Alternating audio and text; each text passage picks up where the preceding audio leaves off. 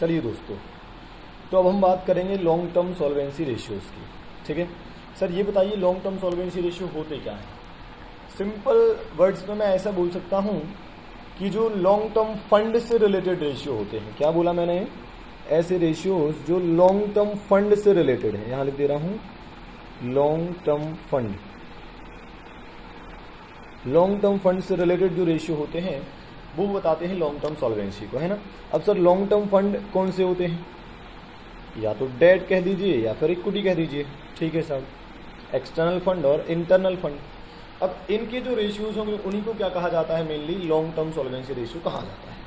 अब सर सवाल ये है कि इन रेशियोज में ऐसा क्या है कि ये लॉन्ग टर्म सॉल्वेंसी को बताएंगे।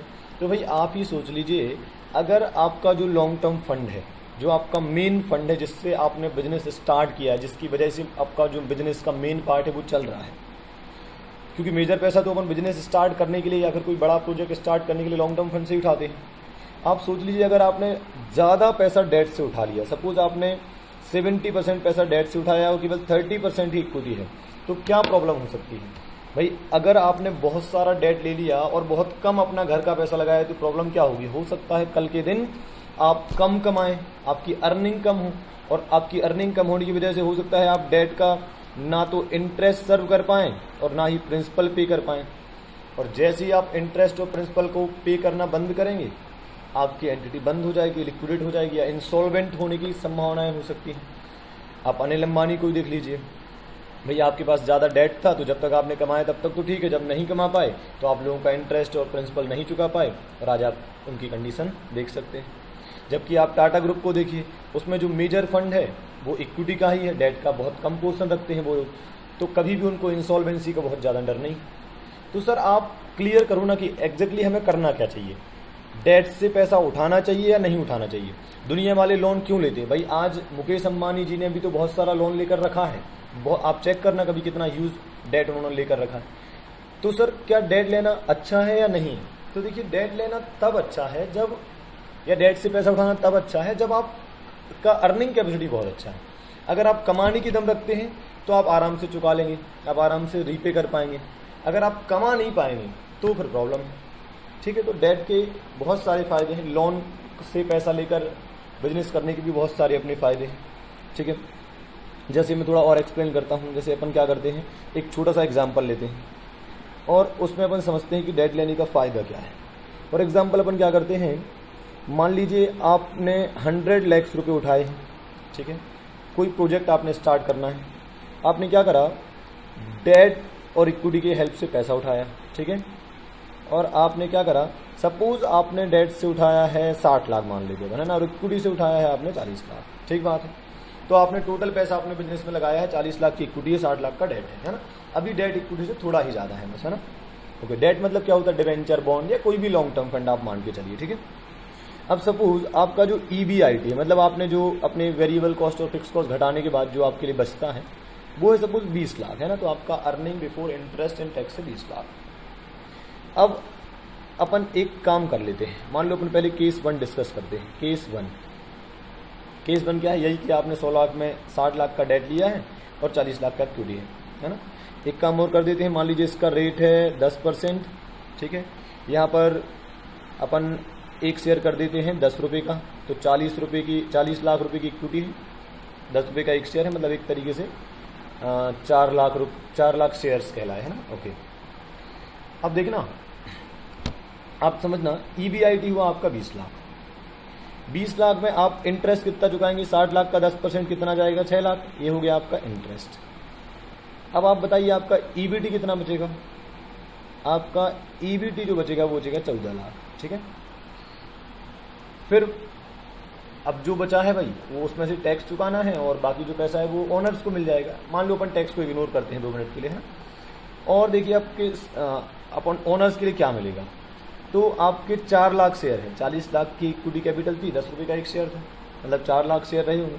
तो यहाँ डिवाइड कर देते हैं 4 लाख से, 14 लाख डिवाइड बाय 4 करेंगे तो अब ये आएगा आई थिंक 3.5। इसका चेक कर लेते हैं, 14 डिवाइड बाय 4, ठीक है 3.5। तो EPS कितना आ गया आपका 3.5, मतलब अर्निंग पर शेयर, एक शेयर की अर्निंग कितनी 3.5। अब चलते हैं केस 2 पर। केस 2 क्या है, मान लीजिए आपने यही पूरा प्रोजेक्ट पूरा पैसा आपने इक्विटी से उठाया होता, मतलब आप एक कंजर्वेटिव टाइप के नेचर के, आप रिस्क लेने से डरते हैं, तो आपने कहा यार हम तो पूरा पैसा इक्विटी से ही उठाएंगे, कम से कम इंसॉल्वेंट होने का डर तो नहीं रहेगा फ्यूचर में। तो फिर क्या होगा समझना। अगेन मान लीजिए आपका EBIT आया 20 लाख, इस बार इंटरेस्ट कितना चुकाना है? 0। क्यों? क्योंकि आपने पूरा 100 लाख में से 100 लाख ही कहाँ से उठाया? इक्विटी से उठाया, तो इंटरेस्ट 0, डेट ही नहीं है तो इंटरेस्ट कहाँ से आएगा? तो अब आपका EBIT कितना आ गया? 20 लाख। ओ माई गॉड, आपकी कमाई इतनी सारी है 20 लाख रुपए। लेकिन नहीं, अब आप चेक करिए, divide by number of shares कितने हैं, जैसे यहाँ 4 लाख थे, अब नंबर ऑफ शेयर कितने होंगे? 100 लाख रुपए की शेयर कैपिटल है और 10 रुपये का एक शेयर है, मतलब 10 लाख शेयर रहे होंगे, तो 10 लाख शेयर, बताइए आपका EPS कितना आएगा? केवल और केवल 2 रुपये। मतलब अब हर एक पर्सन को, हर एक शेयर होल्डर को केवल एक शेयर पे कितने मिलेंगे? 2 रुपये। समझ पा रहे हैं आप? तो जब आप पूरा पैसा इक्विटी से उठाते हैं तो आपके नंबर ऑफ ओनर्स जो होते हैं, नंबर ऑफ शेयर होल्डर्स जो होते हैं वो बढ़ जाते हैं, तो कहीं ना कहीं हर एक शेयर होल्डर को क्या मिलता है? कम पैसा मिलता है। जबकि डेट के केस में क्या होता है? बस इंटरेस्ट चुकाया, बाकी जो बचा वो ओनर्स का है। भाई ओनर्स कम होते हैं, कंट्रोल डाइल्यूट नहीं होता है, तो हर एक पर्सन को ज़्यादा EPS मिलता है। तो दोनों बातें हैं भाई, बाहर का फंड मतलब डेट से पैसा उठाने के फायदे भी हैं, नुकसान भी हैं। अब आपको समझना है कि आपकी अर्निंग कैपेसिटी क्या है, आपकी रिस्क लेने की कैपेसिटी क्या है ना। तो ये था एक छोटा सा description long term solvency ratios के बारे में, ठीक है। अब हम बात करेंगे कि लॉन्ग टर्म सॉल्वेंसी रेशियो में आता क्या क्या है ना। तो भाई लॉन्ग टर्म में सॉल्वेंट रहेंगे या नहीं रहेंगे, किन रेशियोज़ की हेल्प से हम समझ सकते हैं, ये हमें आज जानना है ना। कौन सी रेशियो हमें लॉन्ग टर्म सॉल्वेंसी को बताएंगे? तो सबसे पहला जो हमारा रेशियो है वो है equity to total fund ratio. ठीक बात है। आप बताइए इस नाम को देखकर आपको कैसा लग रहा है कि ये क्या होना चाहिए? क्या लगता है आपको? जैसा नाम है इस हिसाब से तो ये होना चाहिए equity divide by total fund, और टोटल फंड मतलब अपन मान के चलेंगे डेट प्लस इक्विटी। ठीक बात है। तो सिंपल शब्दों में फिर ऐसा ही लिख देते हैं ना sir, equity divide by debt plus equity. ठीक बात है। ये बताता है proportion of equity in total fund, मतलब टोटल पैसा जो आपने बिजनेस में लगाया है उसमें इंटरनल फंड कितना है, इक्विटी कितना है, use of internal fund in total fund. ठीक बात है। तो बड़ी ही सिंपल रेशियो है, बस एक जनरल आइडिया मिल जाता है। सपोज ये रेशियो आता है, सपोज ये आ जाता है 66%। इसका मतलब क्या हुआ कि अगर टोटल रुपया आपने 100 लगाया है तो उसमें 66 किसका है? इक्विटी का है, ऐसा अपन बोल सकते हैं। ठीक है। दूसरा रेशियो डेट रेशियो। अच्छा, इक्विटी को, equity to total fund ratio को अपन ऐसा भी बोल सकते हैं, केवल इक्विटी रेशियो, मतलब टोटल में इक्विटी कितना है, सिंपल बात, इक्विटी रेशियो है ना। दूसरा अपन बोलते हैं debt ratio. Debt ratio, debt ratio क्या होता है? बहुत simple, debt upon debt plus equity. ठीक है। तो टोटल जो फंड आपने अपने बिजनेस में लगाया है, टोटल फंड मतलब जो लॉन्ग टर्म फंड आपने लगाया है ना, उसमें एक्सटर्नल फंड कितना है? तो सिंपल शब्दों में it indicates what? Use of external fund in total fund. ठीक है। तो अब अगर मान लो वो 66 था तो ये कितना होगा? 34% होगा, है ना। अगर भाई टोटल डेट और इक्विटी में 66% इक्विटी है, इसका मतलब 33%, 34% क्या होगा? आपका डेट हुआ, है ना। ओके। फिर तीसरी बात करते हैं, डेट इक्विटी रेशियो। ये बताता है पूरे composition of capital structure, debt ज़्यादा है कि इक्विटी ज़्यादा है, या इक्विटी से कितना ज़्यादा डेट है, इस टाइप की बात है ना। सो इसका नाम होता है debt equity ratio. Debt equity ratio. ठीक है। जैसा नाम वैसा ही आपको दिखेगा ही, डेट डिवाइड बाय इक्विटी। ठीक है। अब इसका जो आइडियल रेशियो होता है वो होता है 2:1। नॉर्मली 2:1 आइडियल जो चलता है। इसका मतलब ये हुआ कि अगर आपने इक्विटी 1 करोड़ रुपए लगाया है, मतलब आपने घर से पैसा जो लगाया है वो 1 करोड़ लगाया है, तो उससे 2 गुना तक डेट लेना तो ठीक होगा, मतलब उससे डबल तक आप डेट लोगे तो चलेगा। उससे ज़्यादा लोगे तो कहीं ना कहीं ये बहुत रिस्की हो जाएगा, है ना। आपने कई बार पढ़ा भी होगा ऐसा, या डेट इक्विटी रेशियो अगर बहुत ज़्यादा हुआ तो इसका मतलब सिचुएशन क्या हो रही है? बहुत रिस्की हो रही है। जब आपने जितना पैसा लगाया है अगर उससे कई गुना ज़्यादा बाहर से पैसा आप उठा लेंगे तो कल के दिन जब आप नहीं कमा पाएंगे तो बाहर वालों को चुकाएंगे कैसे, और जब आप रीपे नहीं कर पाएंगे तो आप इंसॉल्वेंट हो जाएंगे, है ना। तो डेट इक्विटी रेशियो बताता है कि भाई डेट और इक्विटी में कौन ज़्यादा है, या डेट और इक्विटी का कंपोजिशन कैसा है। तो यहाँ पर आपको क्या दिखाई दे रहा है, 2:1 का मतलब क्या है कि डेट प्लस इक्विटी की अगर बात करें तो डेट 2 है, इक्विटी 1 है, मतलब टोटल कितना है 3। तो अगर टोटल फंड 3 है तो उसमें डेट कितना है 2 और इक्विटी कितना है 1। इससे ज़्यादा तो भाई नहीं होना चाहिए, ठीक बात है। ओके, तो अभी अपन बोल सकते हैं कि 66.66% क्या है डेट है और 33.33% क्या है इक्विटी है, ऐसा अपन बोल सकते हैं, है ना। तो इतना तक तो चलेगा, इससे ज़्यादा होता है तो फिर थोड़ा सा प्रॉब्लम हो सकता है ना। बाकी फिर डिपेंड भी करता है, प्रैक्टिकल लाइफ में सबका अपना अपना तरीका होता है। आप ऐसा नहीं बोल सकते कि यही आइडियल है तो बस यही चलेगा, है ना, ऐसा। चलिए साहब आगे बढ़ते हैं। आगे बात करते हैं अपन debt to total asset ratio. मजे की बात है कि ये रेशियो तुम्हें बिल्कुल भी याद नहीं करने पड़ेंगे, एकदम जैसा नाम है वैसे ही लिखे जाते हैं। ये देखना, डेट टू टोटल एसेट, पहले डेट लिखा है, बाद में 2 के बाद टोटल एसेट लिखा है, तो नीचे आ जाएगा टोटल एसेट। बताइए ये रेशियो क्या बताता है। सिंपल, ये बताता है proportion of asset financed by the debt. कैसे सर, मान लीजिए आपकी टोटल असेट है 100 करोड़, ठीक है साहब, और मान लीजिए आपने डेट लगाया है 60 करोड़ का। इसका मतलब क्या हुआ कि आपकी जो असेट है 100 करोड़ की, कहीं ना कहीं उसमें 60 करोड़ रुपए कहाँ से आए हैं, उधार लेकर लिए गए और वो पैसे से असेट खरीदी गई। कहीं ना कहीं क्या बता रहा है, मान लो कोई आपसे बोल रहा है कि यार मेरे पास तो 100 करोड़ की असेट है, मैं तो बहुत अमीर हूँ। अपन कहेंगे भाई साहब ऐसा है कि अगर आपके पास 100 करोड़ की असेट है ना, तो उसमें 60 करोड़ का क्या है, बाहर से पैसा उठाकर खरीदा है। समझ रहे हैं आप बात। तो अगर आप उधार लेकर बड़ी बड़ी संपत्तियां और असेट खरीद लेते हैं तो आप अमीर नहीं बन जाते हैं, ठीक बात है। तो ये बताता है कि टोटल असेट का कितना प्रपोर्शन जो है वो एक्सटर्नल फंड से फाइनेंस किया गया है या डेट से फाइनेंस किया गया है, ठीक बात है।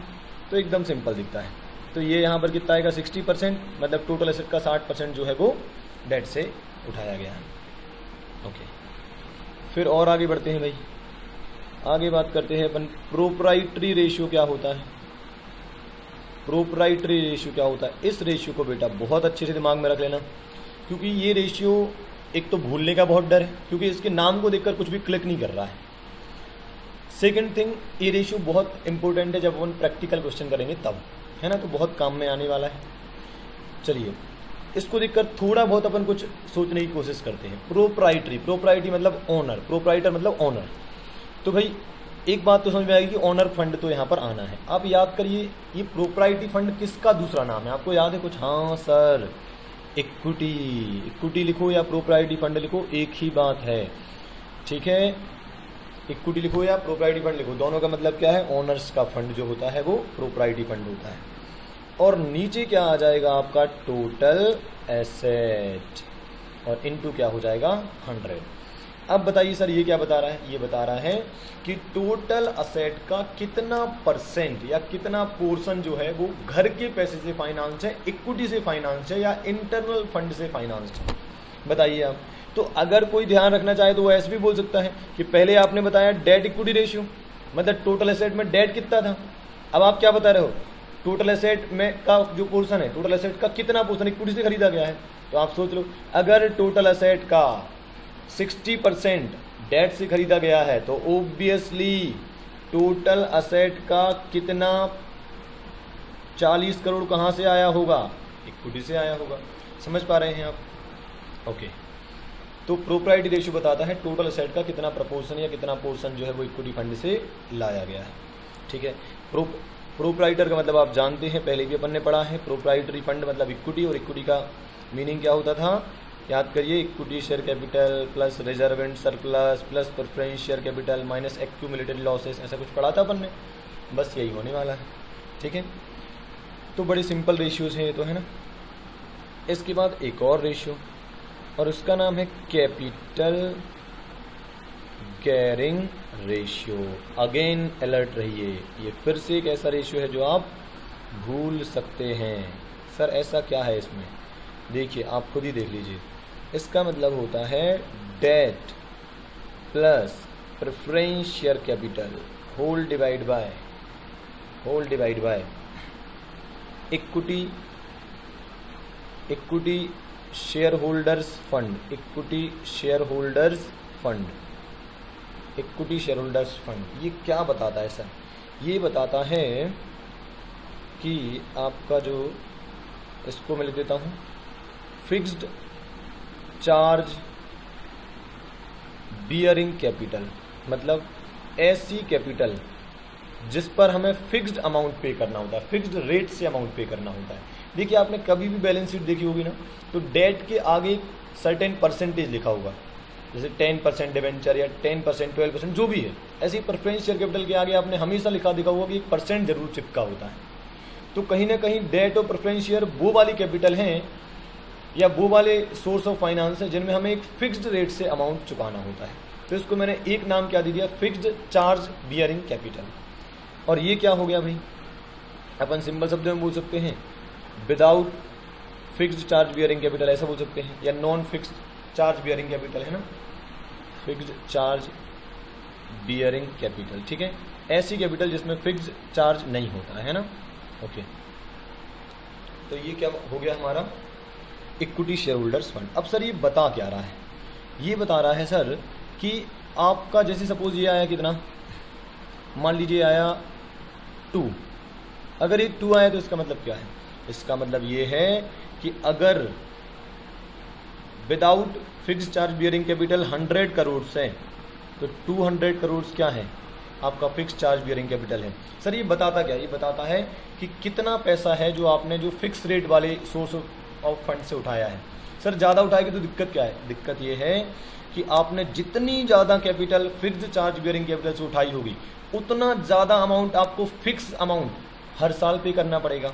सपोज 200% पे 20% आपको फिक्स की चुकानी है, तो 20% कितना आएगा, 40 करोड़ आपको हर साल चुकाना ही है। ये फिक्स्ड अमाउंट है।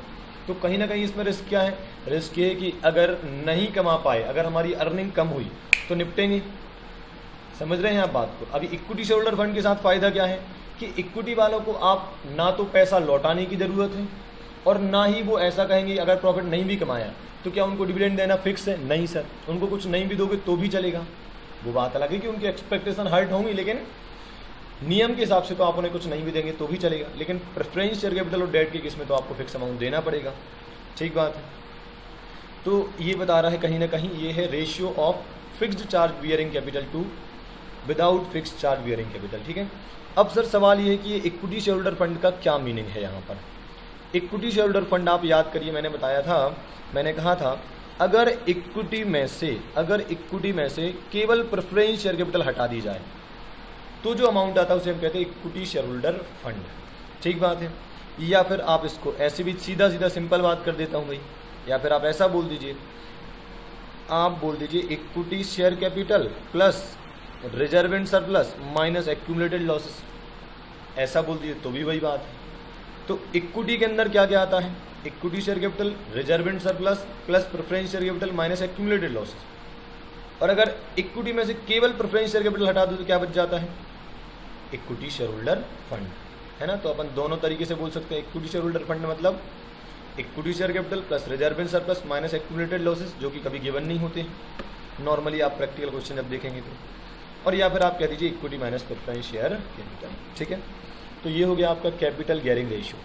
सर ये गेयरिंग क्यों कहलाता है? एक्चुअली क्या होता है, जब भी आप कभी एक्सटर्नल फंड का यूज ज़्यादा करते हैं, जब भी आप एक्सटर्नल फंड का यूज करते हैं तो उसकी वजह से जो फायदा होता है उसको हम गेयरिंग इफेक्ट बोल देते हैं।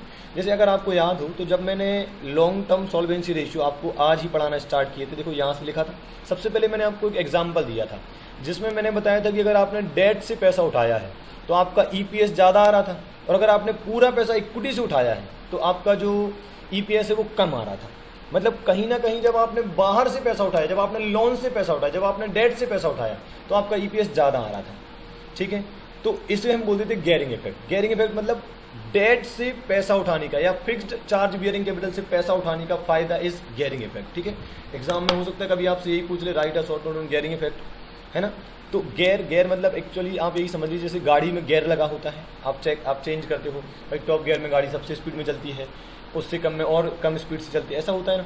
तो ऐसी गेयर मतलब जो आपकी स्पीड बढ़ा दे, तो ऐसी ऑर्गेनाइजेशन में होता है। अगर आपने पूरा पैसा इक्विटी से लगाया है तो आपका ईपीएस बहुत कम रहेगा, लेकिन अगर आपने कुछ फंड डेट से भी उठाया है तो जैसे जैसे आपका डेट फंड बढ़ेगा ना, एक तरीके से आप अपनी एंटिटी में गेयर फिट करते जा रहे हैं। जैसे जैसे डेट फंड बढ़ेगा आपका ईपीएस और स्पीड से बढ़ता जाएगा। अपन आगे चल के एक लिवरेज करके चैप्टर पढ़ेंगे, कैपिटल स्ट्रक्चर थ्योरी करके एक चैप्टर पढ़ेंगे, वहां पर मैं आपको यही सिखाऊंगा कि कैसे जो एक्सटर्नल फंड है, जो फिक्स्ड चार्ज बियरिंग कैपिटल है, वो एक गेयर का काम करती है, वो एंटिटी को बहुत ज़्यादा फायदा पहुंचाने का काम करती है ना। अगर आप बिल्कुल लोन नहीं लोगे, बिल्कुल बाहर का पैसा नहीं उठाओगे, पूरा इक्विटी शेयर से पैसा उठाओगे, तो आपको वो फायदा नहीं होगा जो आपको हो सकता था लोन उठाकर बिजनेस करने से। ठीक बात है, इसको अपन प्रूव थोड़ा सा मैंने किया भी था in the beginning of this lecture, और फिर बाद में भी अपन इसको सीखेंगे। तो ये थे हमारे क्या लॉन्ग टर्म सॉल्वेंसी रेशियोज। कौन कौन से हो गए, बिल्कुल सिंपल एक बार देख लेते हैं। इक्विटी टू टोटल फंड या इक्विटी रेशियो, मतलब टोटल फंड में डेट प्लस इक्विटी में इक्विटी कितना है। ठीक बात है, तो टोटल फंड में इंटरनल फंड का उपयोग कितना है। फिर डेट रेशियो क्या बताता था, डेट और इक्विटी में डेट कितना है। डेट इक्विटी रेशियो क्या बताता था, दोनों में से ज़्यादा कौन है, दोनों का क्या कंपोजिशन है। इसका आइडियल रेशियो 2:1 होता है। Debt to total asset ratio क्या होता है कि टोटल असेट का कितना पोर्शन है जो आपने लोन लेकर खरीदा है या डेट से खरीदा है। और प्रोप्राइटी रेशियो क्या बताता है, टोटल असेट का कितना पोर्शन आपने इक्विटी से या फिर घर के पैसे से खरीदा है। इसके अलावा कैपिटल गियरिंग रेशियो क्या बताता है कि फिक्स्ड चार्ज बियरिंग कैपिटल का क्या रेशियो है non fixed charge bearing capital से। आप इसको ऐसे भी याद रख सकते हो, गैर कौन होते हैं, बाहर वाले। गैर कौन होते हैं, पराए। तो ऐसा समझ लो कि हम पराए उनके लिए कहेंगे, गैर उनके लिए कहेंगे जो फिक्स्ड मांगे, कहेंगे हमें तो कोई मतलब नहीं, हमें तो फिक्स्ड अमाउंट चाहिए, मतलब ये पराए लोग हैं, गैर लोग हैं। आप ऐसा याद रख सकते हैं अपने ध्यान रखने के लिए। और अपने कौन है, जो कहते हैं ठीक है अगर कुछ बच जाए तो दे देना, नहीं तो मत देना। तो ऐसा कौन होता है, केवल इक्विटी होल्डर फंड। ठीक है सर, प्रेफरेंस शेयर कैपिटल वाले भी तो ऐसा कहते हैं कि प्रॉफिट होगा तो ही लेंगे। ऐसा नहीं है बेटा, देखना अगर क्यूमुलेटिव प्रेफरेंस शेयर होंगे तो अगर आपने इस साल नहीं दिया तो अगले साल देना है, अल्टीमेटली तो देना ही है ना आपको। दूसरा हो सकता है आप ना दो तो कल के दिन वो इक्विटी शेयर में कन्वर्ट हो जाए या उनको वोटिंग राइट मिलने लगे, 50 टाइप के लफड़े हो सकते हैं ना। तो प्रेफरेंस शेयर कैपिटल को तो अपन बाहर वाला ही मान रहा है एक तरीके से, है ना। ओके, तो ये थे अपने क्या लॉन्ग टर्म सॉल्वेंसी रेशियोज।